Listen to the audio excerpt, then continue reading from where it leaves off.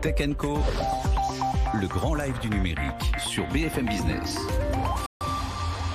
Un sujet passionnant mais épineux maintenant qu'on va évoquer dans Tech Co sur BFM Business, c'est le fameux statut juridique des travailleurs des plateformes. Vous le savez, Uber, Deliveroo, Uber Eats, etc. Il y en a beaucoup d'autres. C'est ce qu'on appelle l'ubérisation de la société. Mais derrière tout ça se posent des questions concernant le statut de ces employés qui parfois peut être considéré comme précaire pour certains.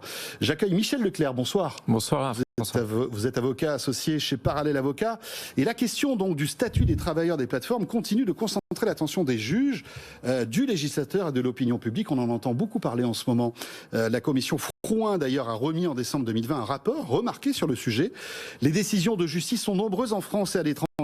Michel, où en sommes-nous aujourd'hui sur cette question du statut juridique de ces travailleurs des plateformes ? Alors aujourd'hui, le débat public sur la question du statut juridique des travailleurs des plateformes est trop souvent dévoyé, victime d'une sorte de fascination exercée par ces mots que vous avez prononcés, ubérisation, oui, c'est vrai. Uber, des mots qui font peur, bien Deliveroo, sûr. Qui font peur, qui font référence à des modèles très particuliers et qui cantonnent trop souvent le débat à l'opposition très stérile entre d'un côté le salarié qui serait un statut extrêmement enviable, même si on est payé au SMIC, et de l'autre côté l'esclave numérique que serait le travailleur indépendant. Et chez Parallèle Avocat, on travaille sur ces sujets depuis 2013. On accompagne l'évolution du travail indépendant à l'ère numérique depuis cette année-là. Et on a fait quelques constats qu'il est très important de rappeler. D'abord, le travail indépendant est une réalité très ancienne qui prédate le salariat. Oui, c'est vrai qu'on le met en avant depuis, évidemment, l'arrivée de Deliveroo, Uber, etc. Mais ça arrivait bien avant. Ça arrivait bien avant. C'est vrai que ça c'est peut-être... il y a eu une croissance exponentielle. Ça s'est développé très fortement. Ça n'a pas été inventé par les plateformes, contrairement à ce qu'on lit, pour essayer de tordre le droit français. Le droit français accepte parfaitement l'existence d'une activité indépendante. La difficulté qu'on a, c'est que on se retrouve dans un débat qui se polarise sur le sujet de Deliveroo et d'Uber, qui sont des plateformes bien spécifiques, alors même que le travail indépendant est de plus en plus adopté. Quand on regarde la jurisprudence et le droit français applicable à la frontière entre l'indépendant et le salarié, d'un point de vue juridique, les règles sont stabilisées. La jurisprudence en la matière, sur le sujet du statut juridique d'un indépendant qui travaille avec une plateforme et qui pourrait être requalifié ou non, est également stabilisée, de sorte qu'on a aujourd'hui des règles et des limites très claires à ne pas franchir. Par exemple, on sait aujourd'hui qu'imposer une clause d'exclusivité à un indépendant, ce n'est pas acceptable et ça le fait tomber dans le giron du salariat. De la même manière, lorsqu'on regarde la jurisprudence, on se rend compte qu'elle statue en 2021 sur des situations qui existaient en 2018 ou en 2017, avec le retard créé par la longueur et la durée des procédures, de sorte que les pratiques qui sont aujourd'hui critiquées dans les décisions de justice, pour beaucoup, n'existent plus à l'échelle des plateformes. Et on se rend compte aussi que le débat est centré sur le droit du travail.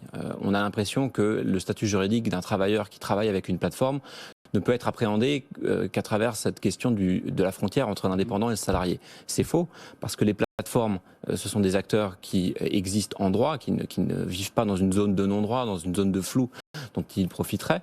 Au contraire, vous avez un droit des plateformes qui se développe à l'échelle française.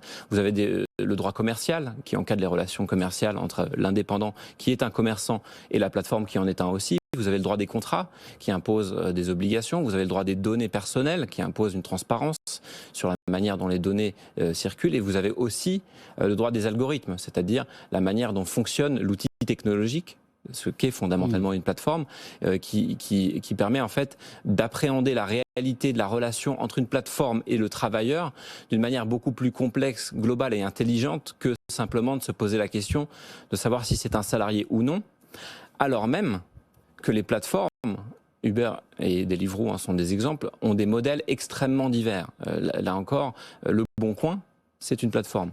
Doctolib, c'est une plateforme. Un comparateur de prix, c'est une plateforme en droit français.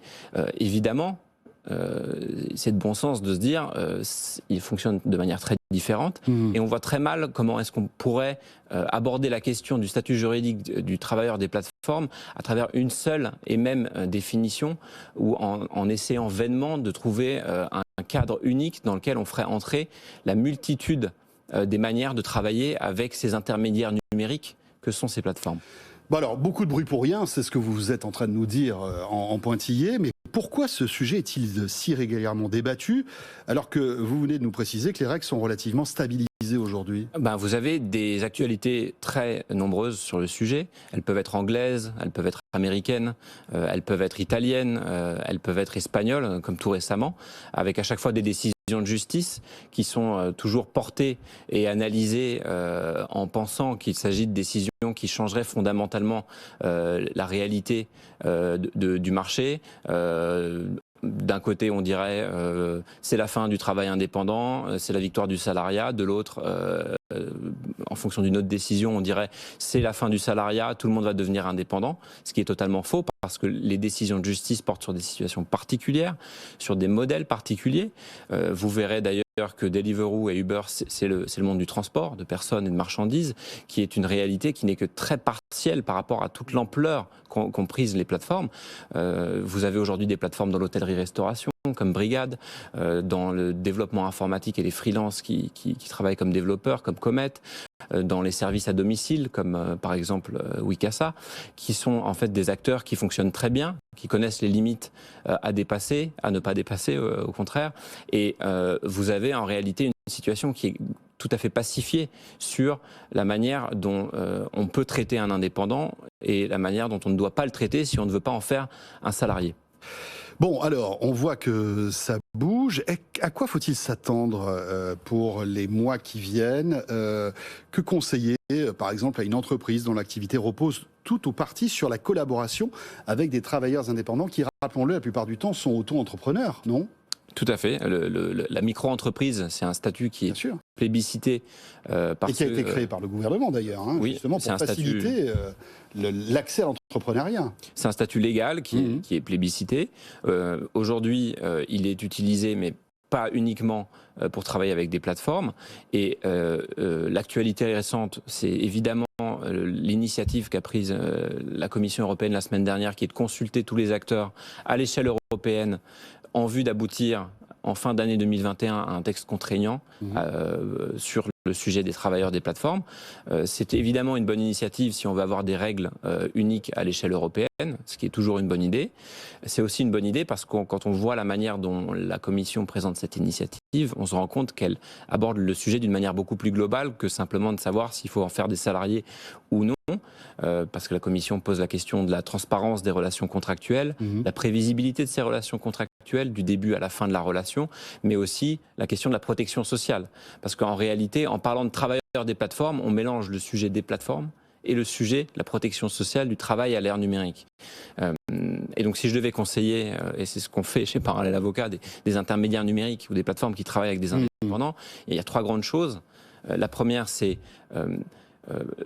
travailler sur l'onboarding des indépendants, collecter les documents nécessaires, connaissez la manière dont ils travaillent et fixer des conditions contractuelles claires. La deuxième, c'est analyser finement les décisions de justice qui sont toujours évidemment très utiles pour fixer les limites à ne pas dépasser. Et finalement, gérer l'outboarding, c'est-à-dire la fin des relations contractuelles, parce que ce n'est pas parce qu'on travaille avec un indépendant qu'on peut rompre une relation de manière unilatérale et brutale. Et au contraire, il faut anticiper la fin de la relation. Merci beaucoup, Michel Leclerc, pour toutes ces précisions. Avocat associé chez Parallèle Avocat. Et vous le savez, Tech & Co, c'est chaque soir sur BFM Business, 20h, 22h.